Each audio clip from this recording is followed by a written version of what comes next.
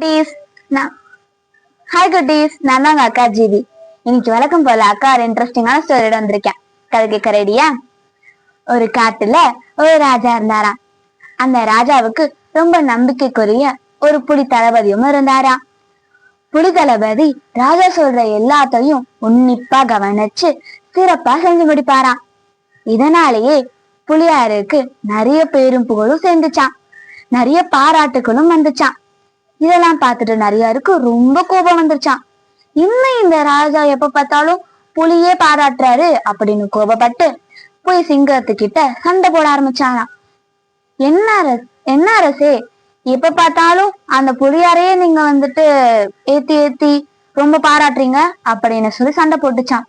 சிங்க அரசரும், பொறாமையில பேசாதீங்க நிறையாரே, நான் ஒன்னும் அவரை ஏத்தி ஏத்தி பாராட்டல, நான் சொல்ற ஒவ்வொரு விஷயத்தையும் உன்னிப்பா கவனிச்சு சிறப்பா செய்யறாரு புலியார். அந்த காரணத்துக்காகவே அவருக்கு பேரும் புகழும் நிறையவே இருக்கு. நீங்களும் அப்படி செஞ்சா உங்களுக்கும் அது கிடைக்கும்னு பணிவா சொன்னாராம். ஆனாலும் நிறையாருக்கு கோவம் அடங்கவே இல்லை.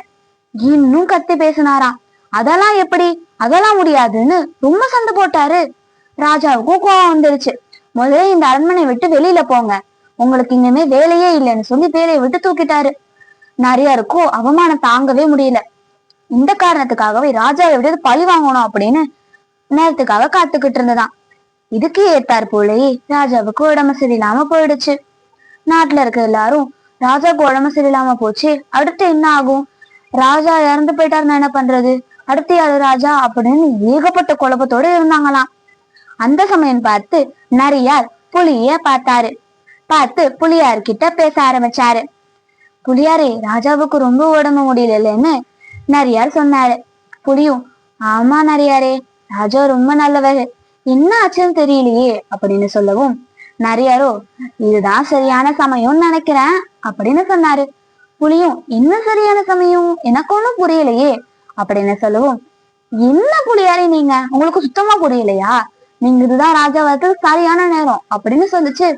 புலியாரும், என்னது நான் ராஜாவாகிறதா, அது எப்படி சாத்தியம், சிங்கரசர் உயிரோட இருக்காரே, அதெல்லாம் நடக்காது நரியாரே அப்படின்னு சொல்லவும் நரியும், என்ன நீ இன்னும் சின்ன புள்ளத்தனமாவே இருக்கீங்க, ராஜாவை கொண்டுட்டா அடுத்த ராஜா நீங்க தானே அப்படின்னு சொல்லவும் புலியாரும் யோசிக்க ஆரம்பிச்சாரு.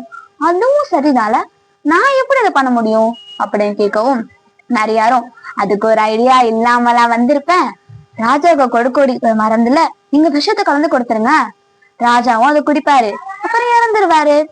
எல்லா மக்களும் ராஜாக்கு இருந்த நோயாலதான் ராஜா இறந்துட்டாருன்னு நினைச்சுக்குவாங்க, பிரச்சனையே இல்ல, அடுத்த ராஜா எப்படி இருந்தாலும் நீங்க தான் அங்க போறீங்க அப்படின்னு சொல்லுச்சு.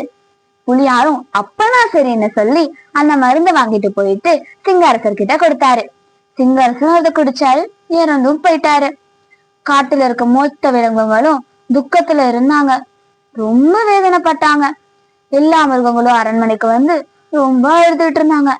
இதுதான் சரியான சமயம்னு சொல்லி நரியாரும் உரத்த குரல்ல கத்தி சொன்னாரு. இதுக்கு எல்லாத்துக்கும் காரணம் அந்த தளபதி புலியார் தான். இவன் கொடுத்த மருந்தாலதான் ராஜா இறந்தே போனாரு. இவன் கரெக்டா பிளான் பண்ணி ராஜாவை கொண்டு இருக்கான்னு புலி மேல பழி போட்டுருச்சு. புலிய நரிக்கிட்டு இருந்து எதிரே பார்க்கல.